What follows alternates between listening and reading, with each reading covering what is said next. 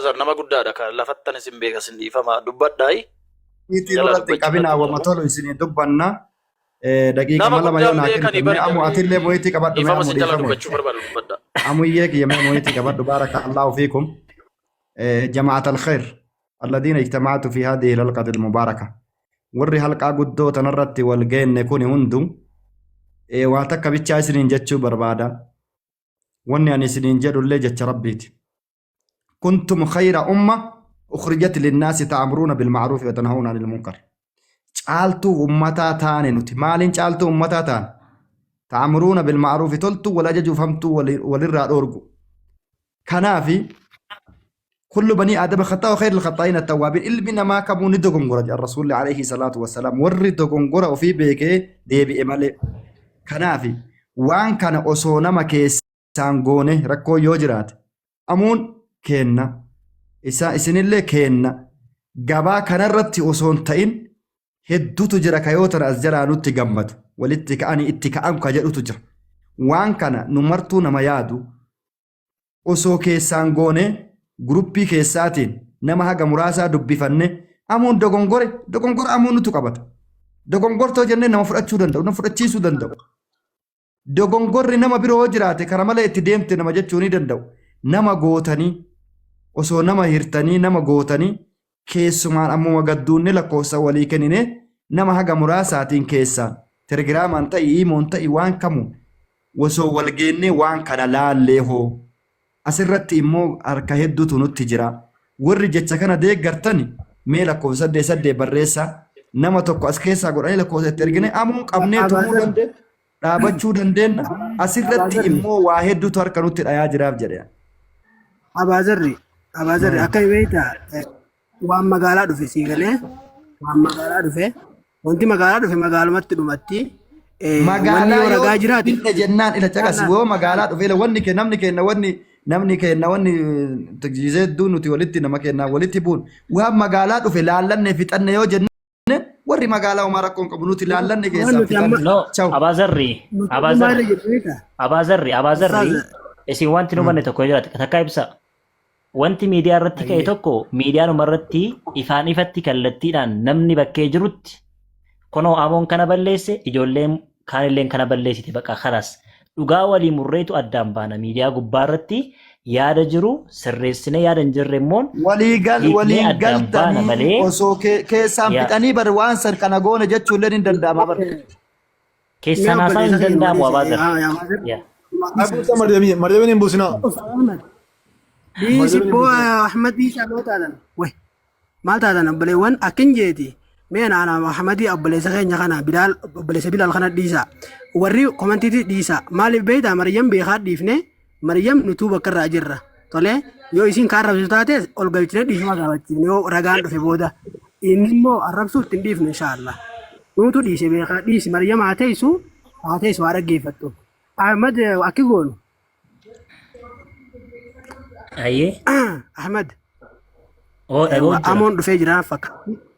Mee yoo ragaa san jiraate arraba nama tokko innillee nama tokko arrabsuun maletti nutillee nama tokko warri biraallee nama tokko arrabsuun maletti ragaa suma osoo nuu baase asuma finnee gara lallaba keenyaa osoo seenne gaarii na fakkaata ustaaz. Yaada kana tanaaf ta'e yaada kan sirriidha. Wanti mana banneef illee kanumaafi. Ragaa arrabaa haadha koo fi abbaa koo arrabsanii obboleessi keenya amoonii bo'aa ture nutti dhaga'ame. Kanaafuu ijoolleen keenya dhiifama gochuu qabdi. Ragaan sun bahee ijoolleen keenya dhiifama gaafattu nutis dhiifama gaafannee kallattiin gara barsiisa fayyinaa lallaba keenyatti deebinaa jechuudha. Waalaikum salaam isa. Akkam nagaa jirtu. Abazarri lafatti hin beeka Abazarri nama guddaadha dhiifama naa dhagaa. Sagaleen kun dhagama Ahmed. Amo inni dubbataa tokko fixu inni dhagama amo dubbadhee ka'u. Okay, she dubbadha isa. Sorry. Okay, rakkoo miti waama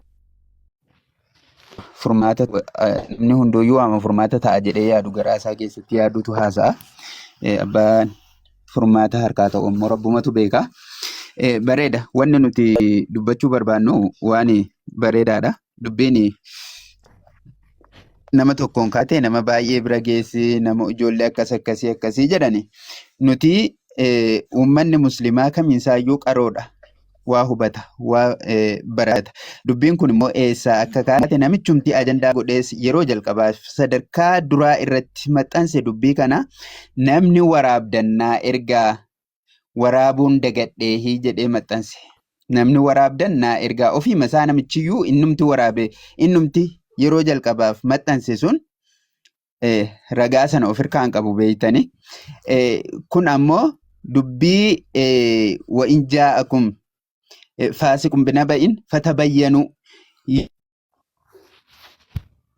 jal'ataa wahiidhaa oduu wa'iitiin isinitti dhufee adda baafadhaahii dubbii kana maaliif jedhame waan jedhu wahii adda baafadhaahii jedhee rabbiin kanaan dura nutti himee jira. Kanaan dura quraana keessatti dubbatee jira. Kana jechuun namni waa haasa'uu danda'a. Ijoollee muslimaa jechi jedhu garuu jecha dogongoraadha. Jecha faasiqni ittiin nurratti fayyadamuuf yookaan jecha namni hin taane ittiin nurra fayyadamuuf nuun haasa'uudha malee wal dhabde abbaan barbaade wal dhabaa oolama. Rakkoo maalii qaba? Rakkoo maalii qaba? Namni maxxansee viidiyoo jalqabaa maxxanse waan inni jedhee maxxanse hundi keessanuu dhageessan namni dhagaheera namni dhageenya immoo ganaa dhagahuuf ta'a.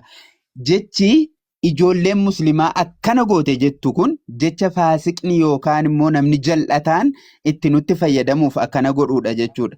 Amooni qaama keessaa isa tokko jechuudha. Qaama keenya keessaa isa tokko. Namni tokko qaamni isaa dhukkubsatee jennaan akka anan fakkeenyaaf amoon akka arraba koo akka waan arraba koo taatetti of fudhadhu. Arraba jechuun yoo arrabni jiraate nyaatanii dhuganii liqimsanii ittiin jiraatan jechuudha. Akka kanattiin fudhadhu qaama koo keessa. Akkas jechuun kan dhandhama hadhaa mi'aallee ittiin adda baafatan arrabaadha qaama namaa keessaa. Akka kanattiin of fudhadhu. Kana jechuun namni tokko namni muslimaa tokko yoo si arrabse qophuma isaa abaluutu na arrabsiteedhaan bakka bu'a malee musliima si arrabse. Sagaleen Namni kee jedhu san hin Injita. fudhatin. Amaanaadha kan hin sitti malu. Isa sagaleen Muslimatu si sagaleen arrabse Injita takka muslimni ammoo dhaga'amas arrabse jechu jedhu jecha dogongoraati. Namni jarri ati ammoo akka kanattiin fudhattee sagalee kiyya kukkutaara. sagaleen kee xiqqoon kukkutaa. I think ijoolleen keenya mee taap godhaa please riippoortii gochaa jiru. Taap koppiliin godhaa barakallahu fiikum. Riippoortii godhamaa jira waan ta'eef ijoolleen keenya jazaakumullahu khairan. Ganaa taaptaabiin ammayyuu 70 uumamarra jira. Mee taap godhaa Okay, jecha tokko koppiliin godhaa. dubbadheen deema yoo